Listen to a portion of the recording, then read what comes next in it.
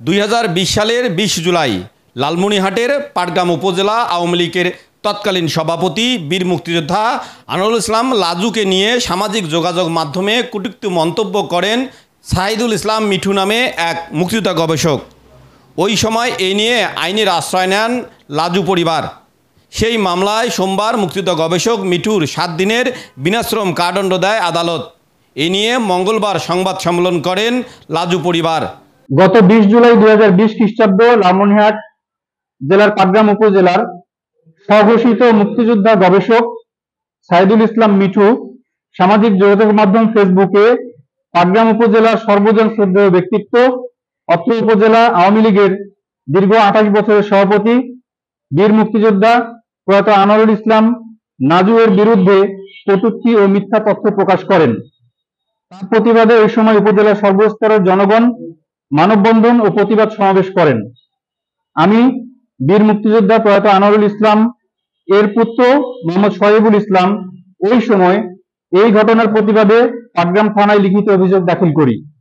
পরবর্তীতে বাংলাদেশ পুলিশের cyber team দীর্ঘ প্রায় 2 বছর তদন্ত শেষে ঘটনাটি বলে লিখিত প্রতিবেদন দাখিল করে এবং পাটগ্রাম থানায় রাজশাহী সাইবার ট্রাইব্যুনাল রংপুর নিরাপত্তা অভিযোগ করে একটি মায়ের, যে মামলাটির নম্বর হচ্ছে সিটি কেস 3022। দীর্ঘ প্রায় 2 বছর ধরে মামলাটি আইনি প্রক্রিয়া করে বিজ্ঞ সাইবার ট্রাইব্যুনাল রংপুর গত 8/7/2024 খ্রিস্টাব্দ তারিখে রায় প্রদান করেন।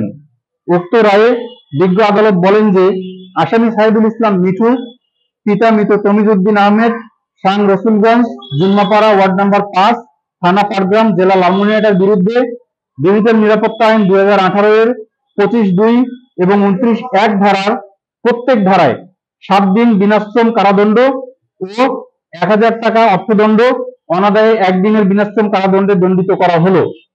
রায় ঘোষণার পর আসামি সাইদুল ইসলাম মিঠুকে হাতকড়া পরিয়ে জেল হাজতে পাঠানো হয়। পরবর্তীতে আসামি সাইদুল ইসলাম মিঠু আদালতে 426 ধারায় 5000 টাকার বন্ড প্রদান করে আগামী 30 দিনের মধ্যে উক্ত রায়ের বিরুদ্ধে উচ্চ আদালতে আপিল করবেন এই শর্তে জামিন গ্রহণ করেন। আমরা বাদীপক্ষে এই রায়ে সন্তুষ্ট নই এবং অতি শীঘ্রই উচ্চ আদালতে সাজা বৃদ্ধির জন্য আমরাও আপিল করব। তবে সাইদুল ইসলাম মিঠু এ রায়ের বিরুদ্ধে আপিল করবেন বলে গণমাধ্যমকে জানান। এলনুচ অনলাইন, লালমনিরহাট।